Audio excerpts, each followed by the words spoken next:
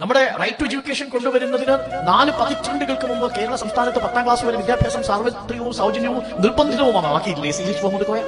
അതിന്റെ ആനുകൂല്യം കിട്ടിയത് ന്യൂനപക്ഷ സമുദായത്തിന് വേണ്ടി മാത്രമാണോ? അതിന്റെ ആനുകൂല്യം കിട്ടിയത് ദളിതരായ, സാധാരണക്കാരായ, പിന്നാക്കം നിൽക്കുന്ന, പഠിക്കാൻ ശേഷിയില്ലാതെ പോയ, സാമ്പത്തികമായി പിന്നാക്കം നിൽക്കുന്ന വിഭാഗങ്ങൾക്കായിരുന്നു. പലഹാരം ഉണ്ടാക്കുന്ന ഉമ്മമാരോട് പറഞ്ഞില്ലേ സി എച്ച്, നിങ്ങൾ ഒരു വർഷം പലഹാരം ഉണ്ടാക്കുന്ന പണം മതി, ഒരു സർവകലാശാല ഞാൻ നിങ്ങൾക്ക് തരാം.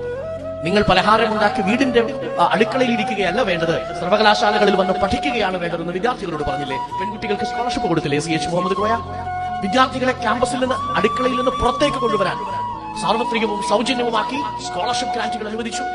6 തവണ വിദ്യാഭ്യാസ മന്ത്രിയായിരിക്കുന്ന സമയത്ത് അദ്ദേഹത്തിനെതിരെ മുദ്രാവാക്യം വിളിച്ചവരെ കൊണ്ട് തന്നെ കേരളം കണ്ട ദാർശനികനായ വിദ്യാഭ്യാസ മന്ത്രി എന്ന് പേര് കൊടുത്തില്ലേ?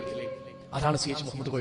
ഓരങ്ങളിലേക്ക് ചേർന്നു പോകുമായിരുന്ന, മീൻ കച്ചവടം മാത്രമായി ചെയ്യുമായിരുന്ന, വിറകുവെട്ടികളായി മാത്രം തീരുമായിരുന്ന, വെള്ളംകൂരികളായി മാത്രം തീരുമായിരുന്ന, ഒരു തരത്തിലും അടയാളപ്പെടുത്താതെ 2ാം തരം പൗരന്മാരായും ആധുനിക കാലത്ത് പൗരന്മാരെ അല്ലാതായി തീരുകയും ചെയ്യുമായിരുന്ന ഒരു സമൂഹത്തെ പൗരന്മാരായും ആത്മാഭിമാനമുള്ള മനുഷ്യരായും ജനാധിപത്യത്തിന്റെ പാതയിൽ കൊണ്ടുവന്ന് ദൃശ്യവൽക്കരിച്ചു എന്നതാണ് സി എച്ച് മുഹമ്മദ് കോയ ചെയ്ത രാഷ്ട്രീയ പ്രവർത്തനം. പ്രാപ്തിയില്ലാത്തവനായി അടയാളപ്പെടുത്തിയാലും അഴിമതിക്കാരനായി അടയാളപ്പെടുത്താൻ ഞാൻ ഇടവും കൊടുക്കില്ല എന്ന് പറഞ്ഞുപോയ മനുഷ്യനാണ് സി എച്ച് മുഹമ്മദ് കോയ. അതുകൊണ്ട് എന്ത് സംഭവിച്ചു? സി എച്ചിന്റെ വീട് പണയത്തിലായി. സി എച്ചിന്റെ മക്കൾക്ക് പഠിക്കാൻ വലിയ ഡിപ്പോസിറ്റുകളില്ലാതായി. സർക്കാരിന് മകന് പഠിക്കാനുള്ള പണവും ഭാര്യയ്ക്കുള്ള ചെലവിന് കൊടുക്കേണ്ടി വരുന്ന സാഹചര്യം ഉണ്ടായി.